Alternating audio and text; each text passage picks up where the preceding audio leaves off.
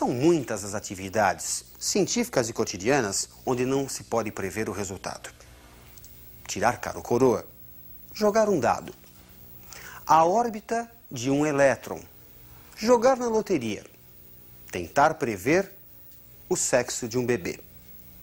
Esses eventos, chamados de aleatórios ou ao acaso, possuem 3 aspectos em comum. Se conhece previamente o conjunto dos resultados possíveis. Esse conjunto de resultados é chamado de espaço de possibilidades ou espaço amostral. Se desconhece previamente o resultado que se obterá uma vez feita a experiência. Trata-se, portanto, de um resultado que não se pode prever. Se pode repetir a experiência quantas vezes forem necessárias, em condições muito semelhantes. A probabilidade de um evento aleatório, pela regra de Laplace, é a relação entre 2 números. O número de casos favoráveis ao evento pelo número de casos possíveis, desde que equiprováveis. Ao lançar um dado honesto, os casos possíveis são equiprováveis, isto é, todas as faces têm a mesma probabilidade de sair.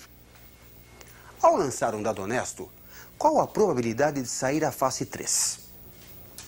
Um caso favorável, pois só há uma face 3 num dado, em 6 casos possíveis. 1/6. Ao lançar um dado honesto, qual a probabilidade de sair uma face maior do que 3? 3 casos favoráveis, as faces 4, 5 e 6, em 6 casos possíveis, 3/6. Simplificando, 1/2. Pela definição clássica de probabilidade, casos favoráveis sobre casos possíveis, uma probabilidade nunca será negativa. Na pior das hipóteses, não se tem casos favoráveis ao evento e a probabilidade é nula. Como o número de casos favoráveis não pode superar o número de casos possíveis, uma probabilidade nunca será maior do que 1. Na melhor das hipóteses, o número de casos favoráveis é igual ao número de casos possíveis e a probabilidade resulta igual a 1. Procure não esquecer, probabilidade é número compreendido entre 0 e 1. Vamos ver então 2 questões de aplicação, 2 exercícios de vestibular. Me acompanhe na tela. Uma mãe, brincando com seus filhos, pediu que eles escrevessem todos os anagramas da palavra escola. Cada anagrama foi escrito em um pedacinho de papel e colocado em uma caixa vazia. Retirando-se ao acaso um desses papéis, qual a probabilidade de que a palavra nele escrita tenha todas as consoantes juntas? Vamos calcular o número de casos possíveis. São 6 letras distintas. O total de anagramas é obtido pela permutação das 6 letras. A permutação de 6 fatorial, é igual a 720. 720 anagramas. Vamos pensar nos casos favoráveis ao evento consoantes juntas. Tudo se passa como se tivéssemos apenas 4 letras, as 3 vogais e o grupo das 3 consoantes, que passamos a considerar como se fosse uma única letra, já que devem permanecer juntas. O total de anagramas é o número de permutações desses 4 elementos. 4 fatorial multiplicado por 3 fatorial, pois as 3 consoantes também podem permutar, mudar de posição entre elas. Resulta 24 vezes 6, 144. 144 anagramas têm as consoantes juntas. Escolhido um papel ao acaso, a probabilidade de que as consoantes estejam juntas é de 144 casos favoráveis em 720 casos possíveis. Simplificando, temos 1/5. Vamos fazer mais uma questão de aplicação. Me acompanhe na tela. Para desligar seu sistema de segurança, devem ser acionados simultaneamente 3 determinados botões de um painel que possui 5 botões. Qual a probabilidade de desligar-se o sistema, escolhendo-se ao acaso, aleatoriamente, os 3 botões? Vamos calcular o número de casos possíveis. São 5 botões e devemos escolher 3. Como a ordem com que você escolhe os botões não importa, trata-se de uma combinação simples. Observe o painel na sua frente. Você vai apertar o primeiro botão. Quantas possibilidades você tem? 5. Qualquer um dos botões. Você escolhe um e mantém apertado. Você agora deve escolher o segundo botão. Quantas possibilidades você tem? 4. Mantenha-o também apertado. Você deve escolher um terceiro botão. Quantos botões ainda restam?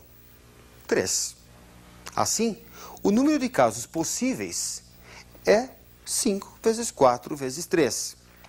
Como a ordem não importa, descontamos a permutação dos 3 botões escolhidos dividindo por 3 fatorial, que se pode escrever como 3 vezes 2. Resulta 10 escolhas possíveis. Como você deve escolher 3 botões, e são 3 os botões que desligam o sistema, só temos um caso favorável, a sequência certa. A probabilidade resulta em um caso favorável em 10 possíveis. 1/10. A união de 2 conjuntos A e B nos fornece um outro conjunto, onde cada elemento pertence a A ou a B. Vejamos como calcular a probabilidade deste novo conjunto, o evento união. Se o número de elementos de A unido com B é o número de elementos de A mais o número de elementos de B, menos o número de elementos da intersecção de A e B, então a probabilidade de A unido com B é a probabilidade de A mais a probabilidade de B menos a probabilidade da intersecção. No caso de eventos mutuamente exclusivos, isto é, que não possuem elementos em comum, a probabilidade da união é simplesmente a soma das probabilidades.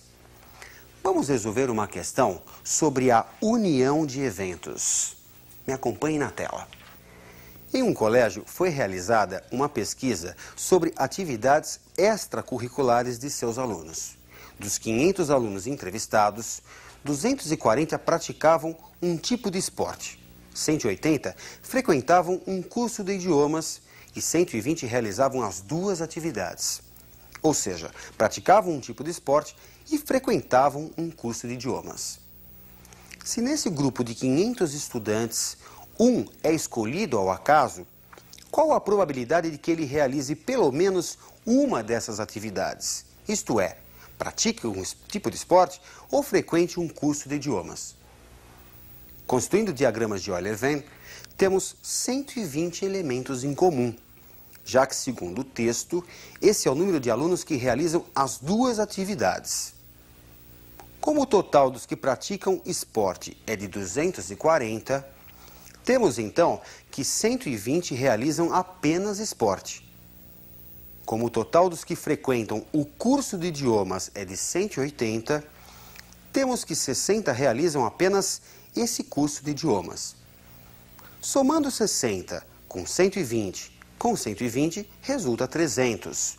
Como se tem 500 alunos, conclui-se que 200 não realizam nenhuma das 2 atividades. A probabilidade de que um aluno pratique um tipo de esporte ou frequente um curso de idiomas é igual à soma das probabilidades, menos a probabilidade de que pratique as 2 atividades. 240 sobre 500, mais 180 sobre 500, menos 120 sobre 500. Resulta 300 sobre 500, que simplificado dá 3/5. Será afetada uma probabilidade se você ficar sabendo de um fato relacionado ao evento antes da experiência? Vejamos a definição da probabilidade condicional.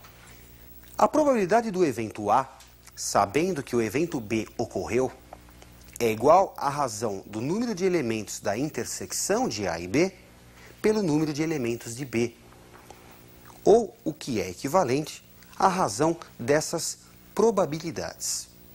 Se a probabilidade de A, sabendo que ocorreu B, é igual à probabilidade de A, ou a probabilidade de B, sabendo que ocorreu A, é igual à probabilidade de B, dizemos que os eventos são independentes. Ficar sabendo de um evento não altera a probabilidade do outro ocorrer.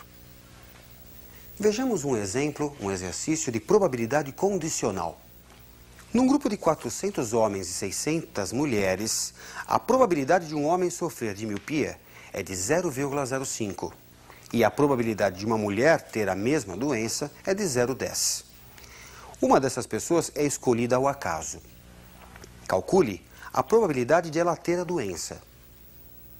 No item B, sabendo que ela tem a doença, calcule a probabilidade de ser um homem.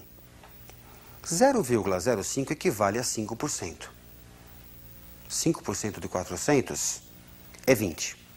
Assim podemos dizer que 20 homens têm miopia e 380 não têm. 0,10 equivale a 10%. 10% de 600 é 60. Assim, podemos dizer que 60 mulheres têm miopia e 540 não têm. Temos um total de 80 pessoas com miopia e 920 pessoas sem miopia. Qual a probabilidade de escolher uma pessoa desse grupo ela ter miopia? Basta dividirmos o total de míopes pelo total de pessoas do grupo. 80 sobre 1000, 0,08. Sabendo que essa pessoa tem miopia, qual a probabilidade de ser homem? Basta pegarmos do total de homens com miopia e dividirmos pelo total de míopes. 20 sobre 80, 0,25. Bem, hoje você teve um primeiro contato com o conceito de probabilidade, a relação entre o número de casos favoráveis a um evento pelo número de casos possíveis, além do evento união e da probabilidade condicional. Ótimos estudos e até a nossa próxima aula.